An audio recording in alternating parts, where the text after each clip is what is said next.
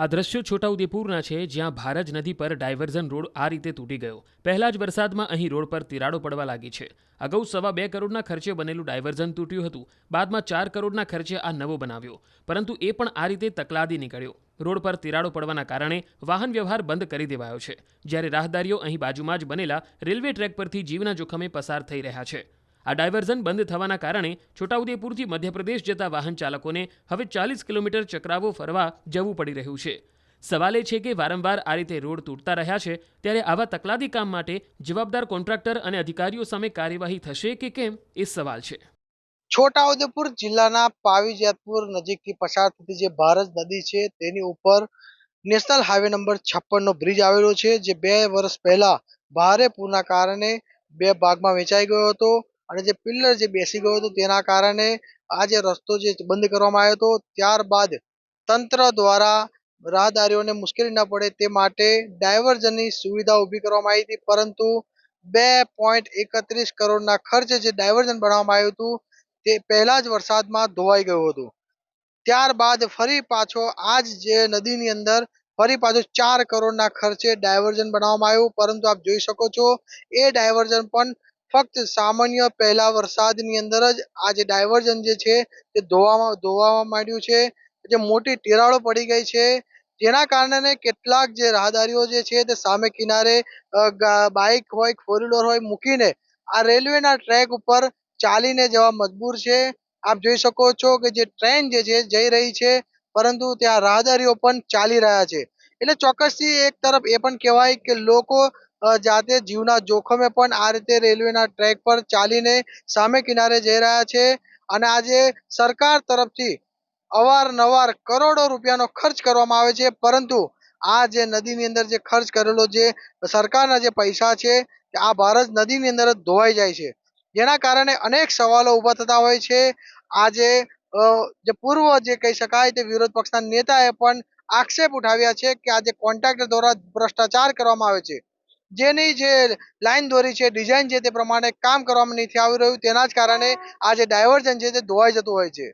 ત્યારે હવે જે રાહદારીઓ જે છે તે મધ્યપ્રદેશને જતે જે વાહન ચાલકો છે તેઓને 40 કિલોમીટરનો ફેરો લગાવવો પડશે અને જે રાહદારીઓને જે મુશ્કેલી નડી રહી છે, હવે આ તંત્ર તરફથી વહેલી તકે આ જે બ્રિજ જે બનાવવામાં આવે તો મુશ્કેલી જે પડતી જે છે તે દૂર થાય તેમ છે.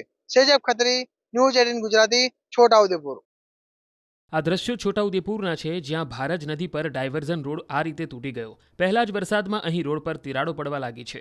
અગાઉ 2.25 કરોડના ખર્ચે બનેલું ડાયવર્ઝન તૂટ્યું હતું. બાદમાં 4 કરોડના ખર્ચે આ નવો બનાવ્યો, પરંતુ એ પણ આ રીતે તકલાદી નીકળ્યો. રોડ પર તિરાડો પડવાના કારણે વાહન વ્યવહાર બંધ કરી દેવાયો છે, જ્યારે રાહદારીઓ અહીં બાજુમાં જ બનેલા રેલવે ટ્રેક પરથી જીવના જોખમે પસાર થઈ રહ્યા છે.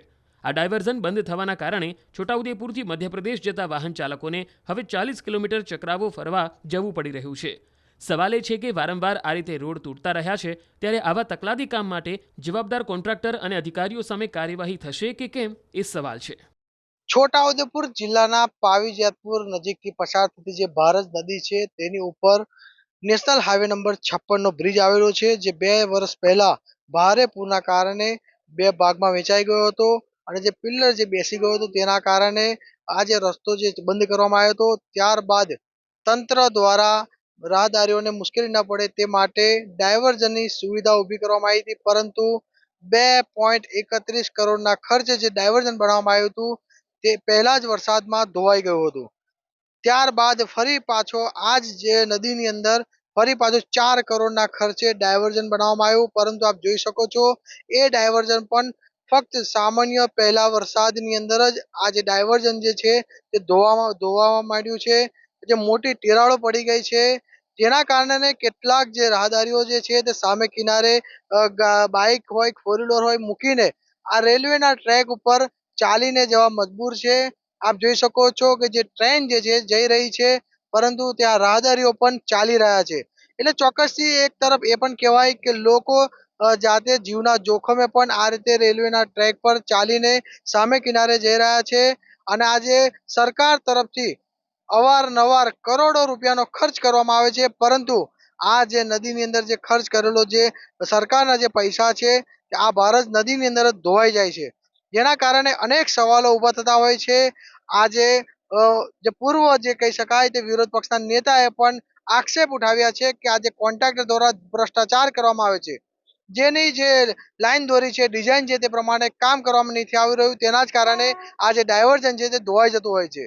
ત્યારે હવે જે રાહદારીઓ જે છે તે મધ્યપ્રદેશને જતે જે વાહન ચાલકો છે તેઓને 40 કિલોમીટરનો ફેરો લગાવવો પડશે અને જે રાહદારીઓને જે મુશ્કેલી નડી રહી છે, હવે આ તંત્ર તરફથી વહેલી તકે આ જે બ્રિજ જે બનાવવામાં આવે તો મુશ્કેલી જે પડતી જે છે તે દૂર થાય તેમ છે. સેજબ ખત્રી, ન્યૂઝ 18 ગુજરાતી, છોટાઉદેપુર.